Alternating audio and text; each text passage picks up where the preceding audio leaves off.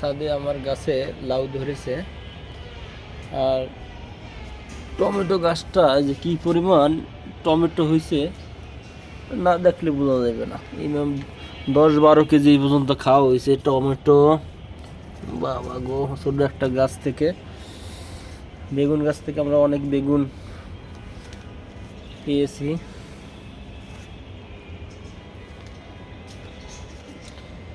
একটা আম গাছ আছে, আমগুলো দেখেন সিজনের আগেই আমগুলো কত বড় বড় হয়েছে। দেখেন আমগুলো দেখেন।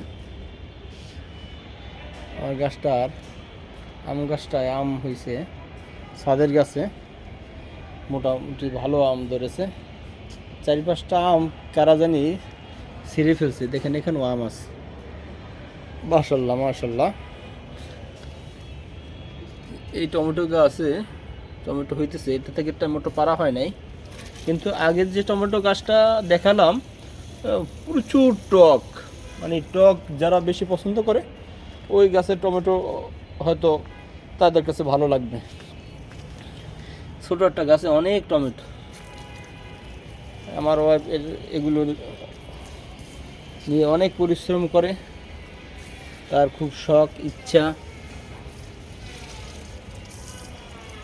এই গাছের খেদমত করে। মাশাল্লাহ, লেবু গাছে লেবু হয়েছে অনেক, এর আগে অনেকগুলো পেরে নিয়েছি। মাশাল্লাহ, আমার ছোট ছাদ বাগানে আলহামদুলিল্লাহ অনেক টমেটো হয়েছে, আম ধরেছে, তারপর একটি লাউ দেখা যাচ্ছে।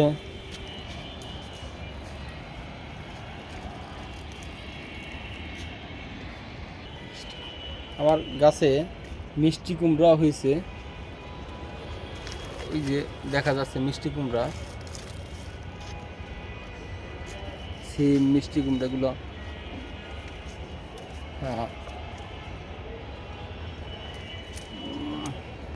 এই যে দেখা যায়, ওই যে মিষ্টি কুমড়াটা দেখা যায় ফাঁক দিয়ে। মাশাল্লাহ, সিম, এগুলো সব অর্গানিক ফল। অনেক টমেটো আছে এই সাইডে, এটা থেকে সিম পাড়া হয়েছিল অনেকগুলো, মরিচ, সিম। একটু শ্রম দিলেই হয়, এর আগে কখনো করা হয়নি, এই করতে করতে শেখা হচ্ছে। এটা লাউয়ের জাকা দেওয়া হয়েছে, লাউয়ের ফুল।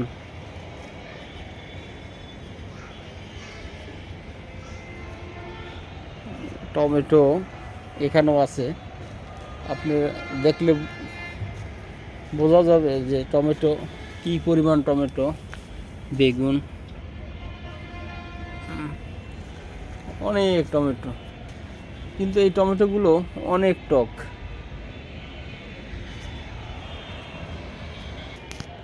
আজকে শাবান মাসের চাঁদ দেখা গিয়েছে, শুরু হয়ে গেছে। এই শাবান মাস গেলি আমাদের সেই মাহে রমজান। আল্লাহ তাআলা প্রত্যেকটা মানুষের হায়াত দান করুক, হায়াত বৃদ্ধি করে দেখ।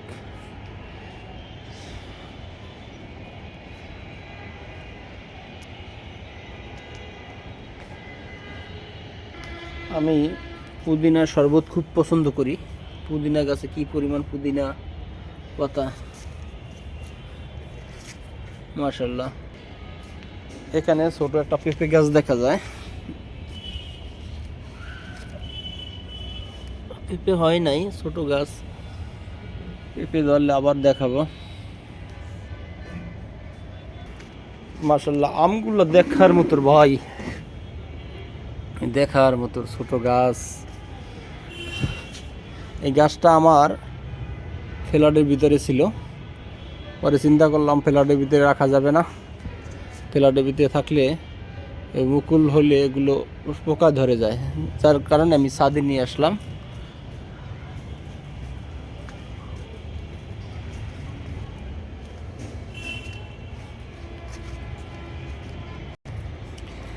এখন কিন্তু মাঘ মাস, এখন কিন্তু আমের কোনো সিজন না।